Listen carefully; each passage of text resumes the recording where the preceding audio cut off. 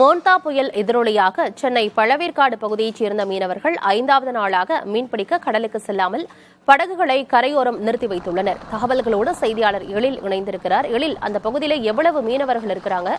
5வது நாளாக மீன்பிடிக்க போகல அப்படின்ற பட்சத்துல அவங்களுக்கு வாழ்வாதாரத்துக்கு என்ன பண்றாங்க அவங்க?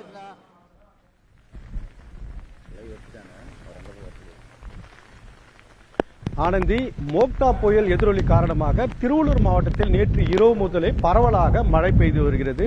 குறிப்பாக இந்த கடலோர பகுதிகளான பழவேற்காடு முதல் ஆரம்பாக்கம் வரையிலான 40க்கும் மேற்பட்ட மீனவ கிராமங்களுக்கு ஏற்கனவே கடந்த 24ஆம் தேதி மீன்வளத்துறை சார்பில் எச்சரிக்கை விடுக்கப்பட்டுள்ளது.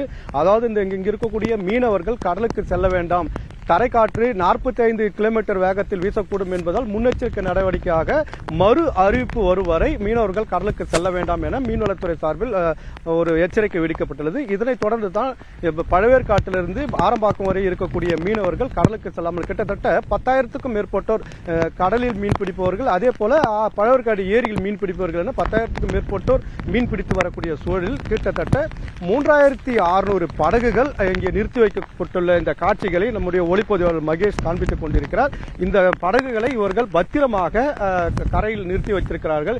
ஏனென்றால் இந்த புயலினுடைய தாக்கம் இந்த பகுதியில் இருக்கக்கூடும் என மீன்வளத்துறையின் எச்சரிக்கையை அடுத்துதான் மீனவர்கள் தற்போது இந்த படகுகளை கரையோரமாக நிறுத்தியிருக்கிறார்கள். கயிறு மூலமாக இங்கு இருக்கக்கூடிய நங்கூரத்திலும் அதே போல இங்கு இருக்கக்கூடிய கம்பத்திலும் கட்டி பாதுகாப்பாக வைத்திருக்கிறார்கள். கிட்டத்தட்ட 5 நாட்களாக இந்த மீனவர்கள் கடலுக்கு செல்லாமல் இருக்கிறார்கள். இவர்களுக்கு ஏற்கனவே இந்த எச்சரிக்கை விடுக்கப்பட்டுள்ள நிலையில் தொடர்ச்சியாக மழையும் பெய்து வரக்கூடிய சூழலில் இந்த மீனவர்கள் நாம் இப்போ தற்போது பழவேற்காடு அரங்கங்குப்பத்தில் இருக்கிறோம். இங்க இருக்கக்கூடிய மீனவர் எத்திராஜ் என்பவர் இருக்கிறார். அவர்கிட்ட நேரடியாக கேட்கலாம். ஐயா, இப்போ நீங்க இந்த 5 நாளா கடலுக்கு போல என்ன மாதிரியான பாதிப்பு உள்ளாயிருக்கீங்க? இந்த 5 நாளாக கடலுக்கு போகலாம். அரசு சுத்திகரிப்பு கொடுத்துட்டாங்க. அந்த சுத்திகரிப்பு மீறி நாம் கடலுக்கு போனோம்னா விபத்துகள் நடக்கிறதுக்கு வாய்ப்புகள் இருக்கும். விபத்துன்றது கடல் சீற்றமாக இருக்குது. கடல் சீற்றத்தில் போகும்போது போட்டு கவுந்து போச்சுன்னா உயிர் சேதங்கள் ஆகும். இப்போ அரசு நான் சுத்திகரிப்பு கொடுத்து நீ மீறி போறிய உனக்கு நிவாரணம் தர மாட்டேன்றதை தடை ஒன்று டிமாண்ட் பண்ணுவாங்க. அந்த மாதிரி சூழ்நிலையினால தான் நாங்கள் சேஃப்டியாக அரசு மறு அறிவிப்பு வர வரை நாங்கள் மீன் பிடிக்க போகக்கூடாதுன்னு எங்கள் கிராமங்கள் உத்தரவு. எல்லா கிராமமும் இங்கே இருக்கிற 40 கிராமம் ஆரம்பாகம் பிடிச்சிக்கிட்டு பழவேற்காடு வரை.